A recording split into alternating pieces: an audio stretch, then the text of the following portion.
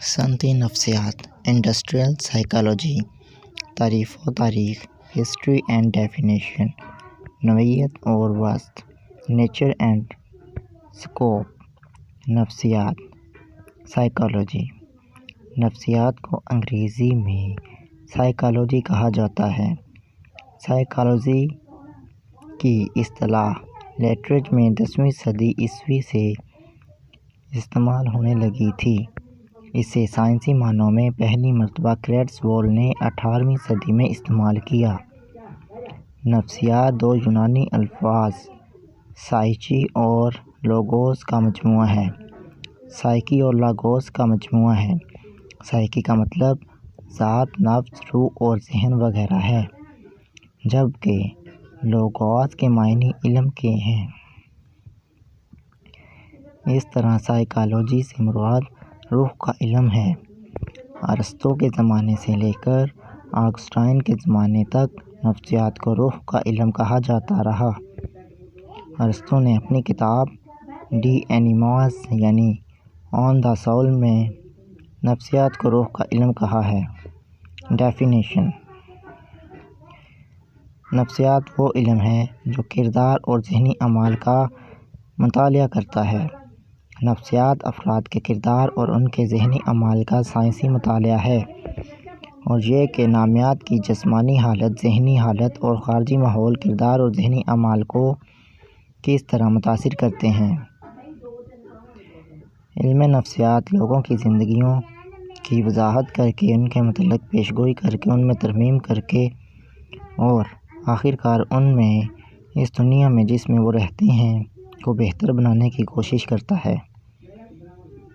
علم نفسیات انسانی زندگی کے نفسیاتی پہلوؤں کا سائنسی انداز میں تجزیہ کرتا ہے، پیش گوئی کرتا ہے اور انسان کو درپیش مسائل حل کر کے اس کی حقیقی خوشیوں میں اضافہ کرتا ہے۔ نفسیات کے مطالعے کا بنیادی مقصد انسانی کردار کو بیان کرنا، اس کی تشریح کرنا، اس کے متعلق پیش گوئی کرنا اور اسے کنٹرول کرنے میں مدد دینا ہے، اور اس کی منزل یہ ہے کہ انسانی اعمال کو بہتر بنانے میں مدد کرے تاکہ انسان کے دکھوں کو کم کر کے اس کی کارکردگی اور تعلقات کو بہتر بنا کر حقیقی خوشیوں میں اضافہ کیا جائے۔ ایک سروے کے مطابق اس وقت دنیا میں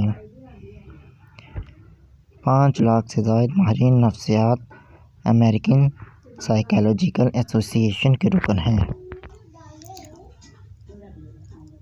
صنعتی نفسیات، انڈسٹریل سائیکالوجی۔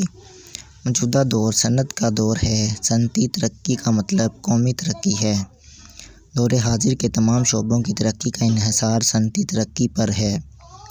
صنعت یا انڈسٹری کا شعبہ انتہائی اہم شعبہ ہے، اور جتنا کوئی شعبہ اہم ہوتا ہے اتنے ہی اس کے مسائل پیچیدہ اور زیادہ ہوتے ہیں۔ ان پیچیدہ صنعتی مسائل کو حل کرنے اور صنعتوں کو ترقی دینے کے سلسلے میں نفسیات کی وہ شاخ جس سے مدد لی جاتی ہے اسے صنعتی نفسیات کا نام دیا جاتا ہے۔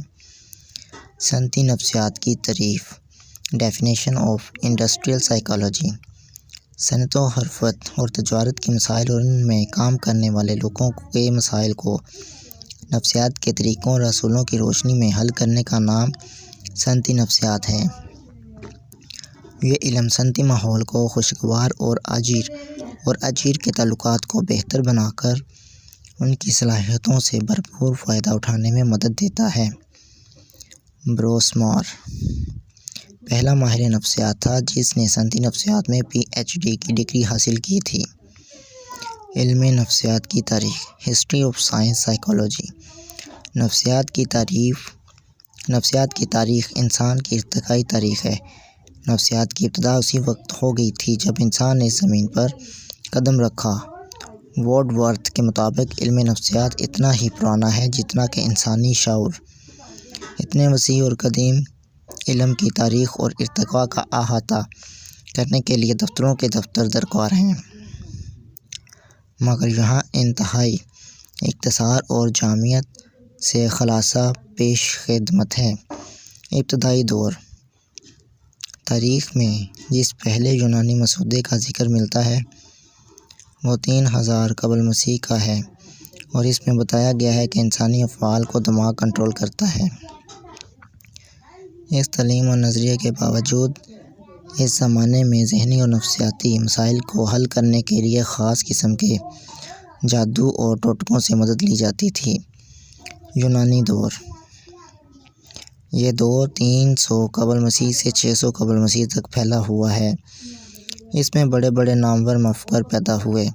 اس دور میں نفسیات کو علم روح قرار دیا گیا اور روح اور جسم کے باہمی تعلق کو بیان کرنے پر زور دیا گیا۔ اس دور کے اہم فلاسفر تالیس، فیثاغورس، بقراط، ڈیموکریٹس، سقراط، افلاطون، پلاٹو اور ارسطو ہیں۔